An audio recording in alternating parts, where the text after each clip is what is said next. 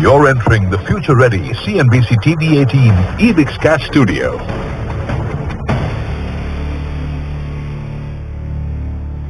Hello and welcome to the CNBC TV 18 EBIX Cash Studio. I'm Shireen Bhan. From restaurants to shopping malls and from hotel rooms to airport lounges, demand is starting to return as more and more Indians are loosening their purse strings to compensate for the months that they spent indoors. This phenomena now has a new moniker, revenge spending. Leisure travel destinations have been sold out during the long Dussehra weekend. Footfalls in jewellery stores during the Navratri season have seen an increase as well. Footfalls were 2.5 times higher than 2020 and 1.5 times higher than 2019, a pre-COVID year. Not just gold, other precious metals. Indians are also investing in property. The July to September period has seen a 92% year-on-year increase in home sales. Auto sales during the festive season, though, a bit of a dampener, but that is more attributed to delivery concerns on the back of the global semiconductor shortage and not so much demand, at least not on the passenger vehicle side. The big questions that we're asking today: will the festive season bring the much-needed cheer to retailers, hotel owners, builders and Motown? Well, joining me now to take this conversation forward is Anuj Puri, the chairman of the Anurag Group. Also with us, Colin Shah, the chairman of the Gems and Jewellery Export Promotion Council, Arjun Sharma, chairman of the Select Group, Arvind Singhal, the chairman and managing director of Technopack Advisors. Gentlemen, appreciate you joining us here on the program. I want headlines from each one of you that really capture the mood at this point in time. And Anuj Puri, I'm going to start by asking you, because you know the real estate sector has suffered, and it's suffered immense pain, not just on account of COVID, but significantly prior to COVID as well. We're seeing a recovery. Is this recovery sustainable? What is the data telling us in terms of inventory, in terms of new launches? How much should we be cheering at this point in time? Well, thank you very much for having us on your show, Shireen. Always a pleasure to be on your show. It is true, after a very long time, the residential real estate market has really bounced back. Bounced back as if, you know, there is no tomorrow. We're seeing the amount of sales that are happening, particularly of inventory, which are large apartments, completed apartments or near completed, plotted developments, weekend homes, millennials coming and buying a huge amount for the first time. And it does appear that this remains very sustained. You know, after the first wave, when the lockdown got lifted, we thought that it was a pent-up demand. And, you know, it continued well into December 2020 and then right up to March 2021. And then when the second wave hit, we thought, oh, after this, you know, it is going to take a pause. And as soon as the markets opened up in June 2021, after the second wave, you know, it's been exactly the same that we have seen after the first wave, the amount of sales activity, the amount of launches.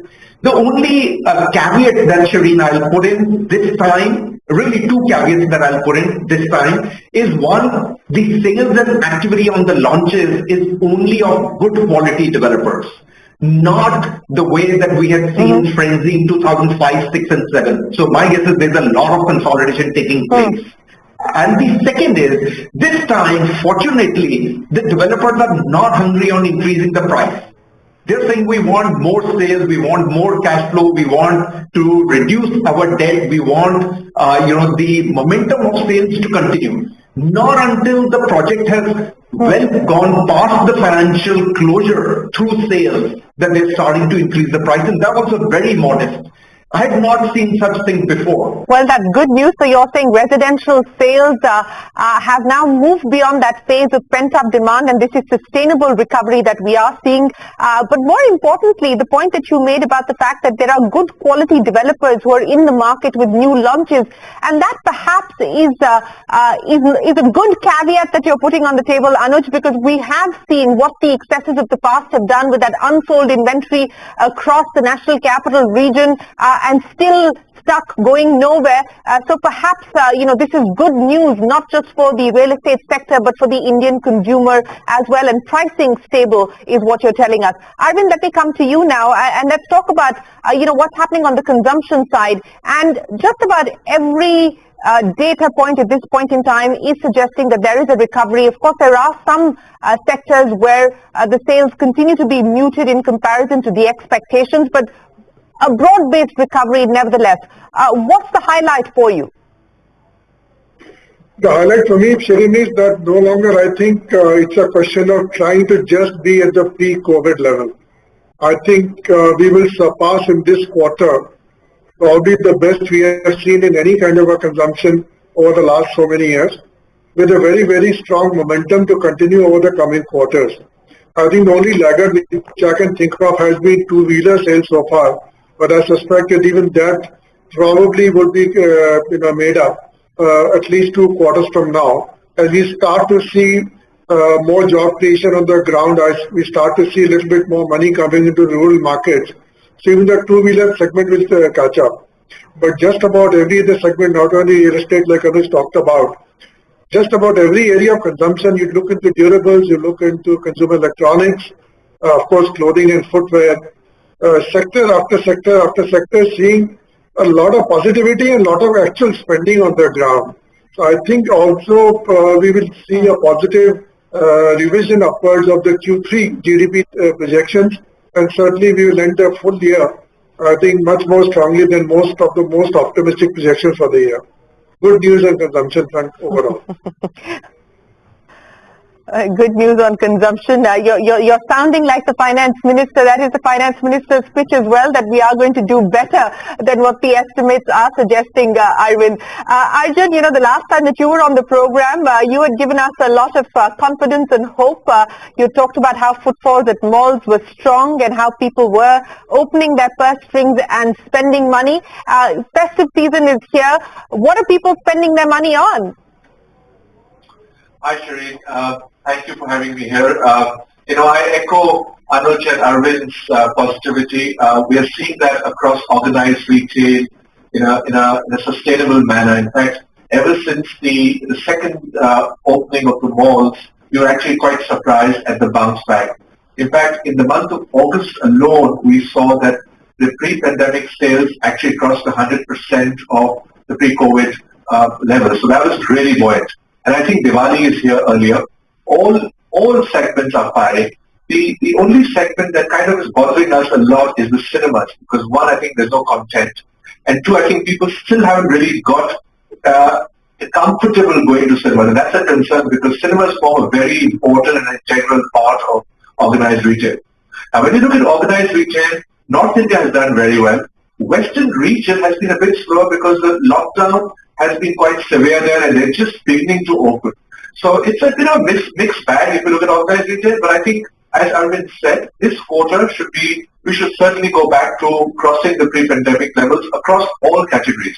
Of course, beauty, consumer durables. In fact, there is currently a shortage of consumer durables. If you want to go and buy a new television today, because of the chip shortages and because of logistics issues, you're actually having to wait. So a lot of retailers are not even having to that deeply discount as they were doing maybe a year or so ago. So I think currently what the sense is that it's looking much better than it was a year ago from now. And let's just keep this as cautious optimism, because we still haven't seen the end of a second or a third wave.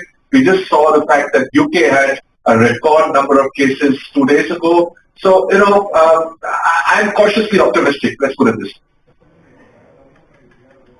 Oh, absolutely. I mean, we will have to bear in mind that the virus is still here. Hopefully, we are at the tapering phase of the second wave and we don't see a national third wave. But the fact of the matter is that the virus is still here and we are going to have to cope and live with it. But Arjun, on the point of cinemas, and I just wanted to pick up that issue with you because what we have seen, for instance, in the mother market in Maharashtra, now cinema halls are being allowed to reopen.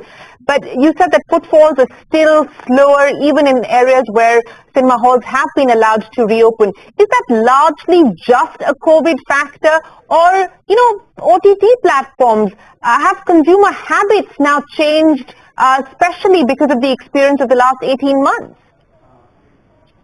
I feel you're right in the sense that the OTT platforms have taken a huge mind space and eyeball space for the consumer.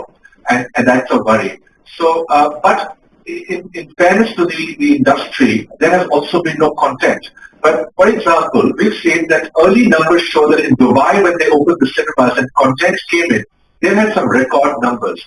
Similarly, in South India, where there has been some good local content, people have started coming back to the cinemas. So going out to cinemas, going out to shopping centers is also an experience. it's not just enough. I think people are also tired of maybe just looking at their phones, being at home. And I think, if I may say, this is the Kal Ho Na Ho syndrome cutting across everything, be it retail, be it housing. It's just about people making sure that they just want to live their lives, spend their monies, and have their experiences, but they were really bottled up. So I wouldn't write off the cinemas at this stage. I think it's unfair to do that. I think we should wait for another quarter or two to see how they go. No, I'm not writing anybody off. I'm not writing anybody off. I think too many premature obituaries have been written for industries over the last 18 months, and I'm certainly not going to do that. And I agree with you. I think that when there is compelling content, people would want to experience being back in theatres again. To the point that, the Kal Ho Na Ho phenomena that you talked about, I mean, here's Anuj talking about people going on a weekend home buying spree, so that tells you that there is something to it.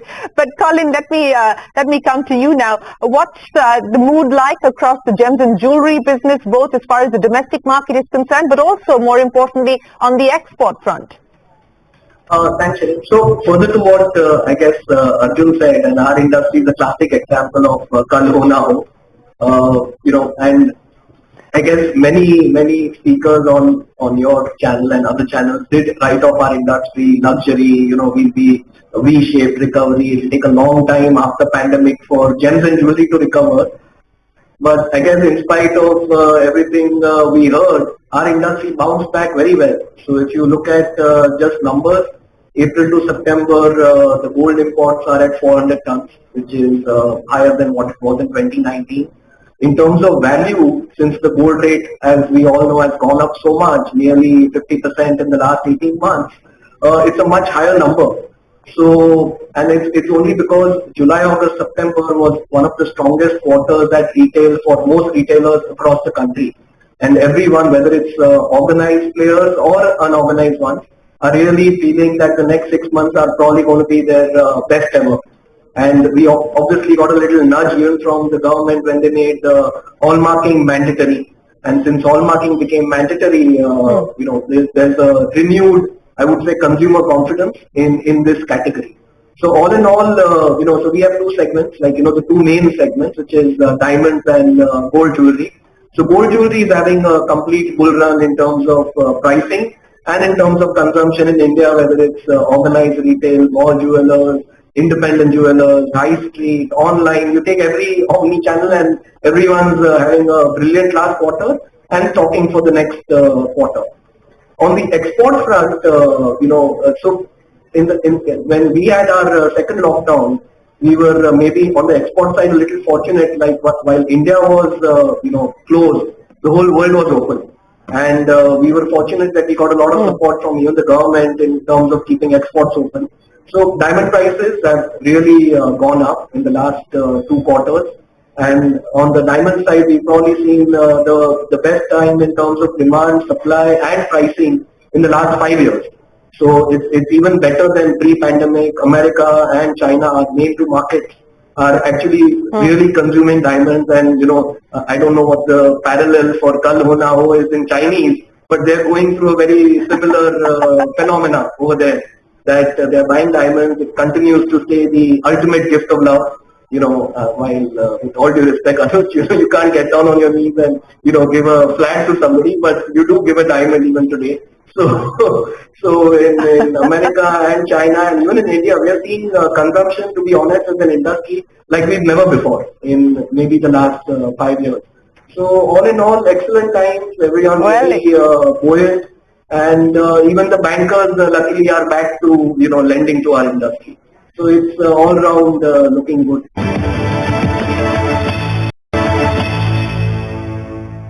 Anuj, I want to come back to you and talk about some of those factors that are driving residential sales at this point in time, particularly on the premium side, because you said it's the larger homes that are also seeing a significant offtake.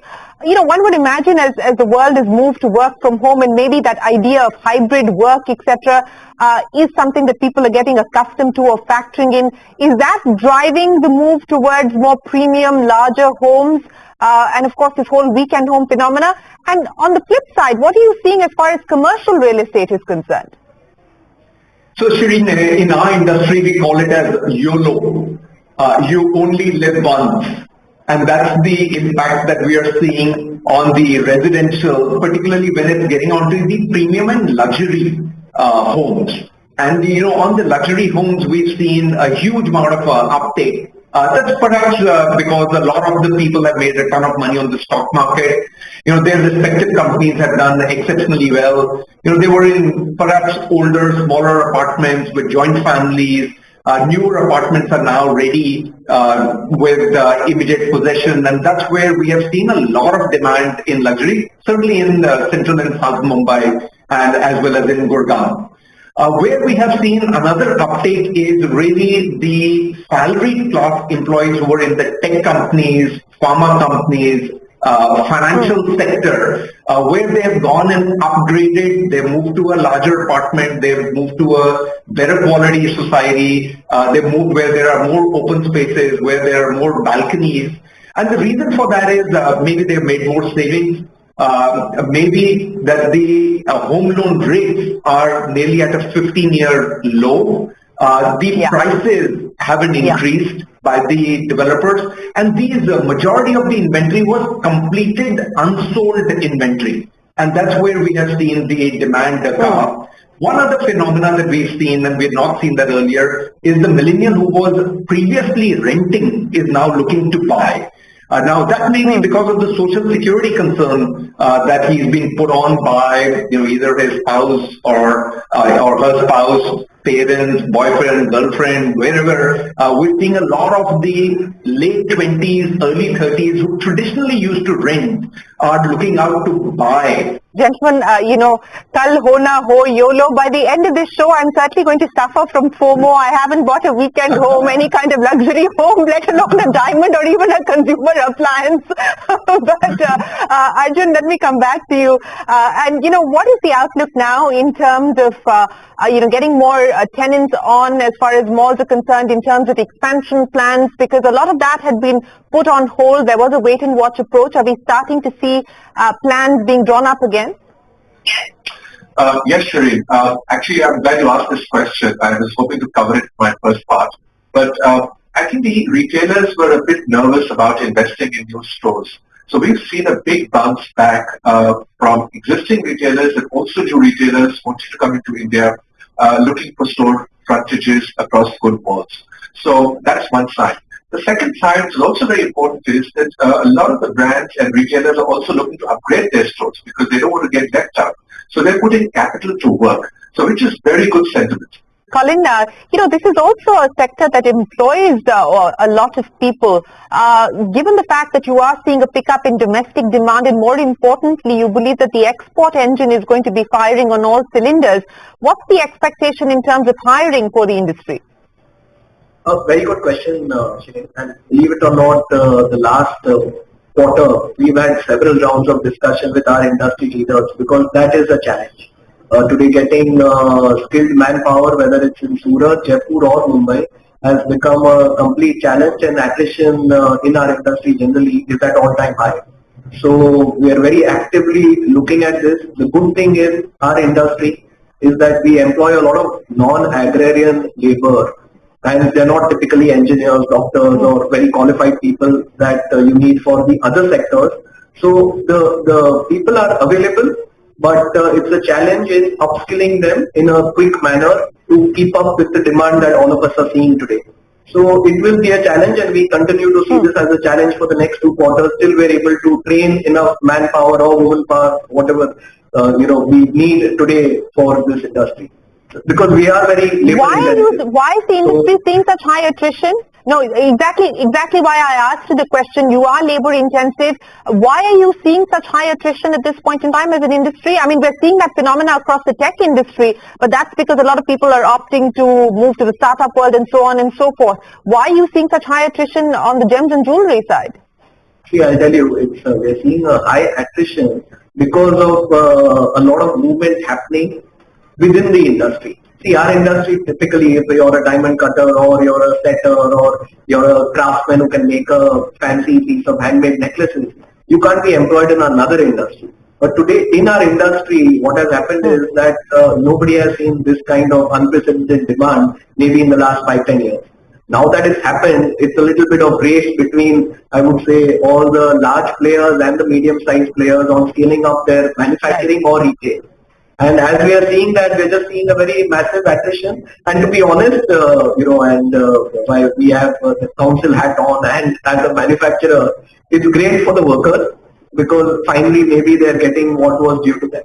So the mood is buoyant. There is optimism in the air, cautious optimism, if I quote Arjun Sharma. But one thing is clear that the consumption story is looking strong at this point in time, and there are more tailwinds to aid growth as opposed to headwinds at this point in time. Anuj Puri, Colin Shah, Arjun Sharma, and Arvind Singhal. Always a pleasure. Many thanks for joining us here on the CNBC TV 18 Festive Centimeter. We'll take a break. There's a lot more coming up. Don't go anywhere. We're back in a moment.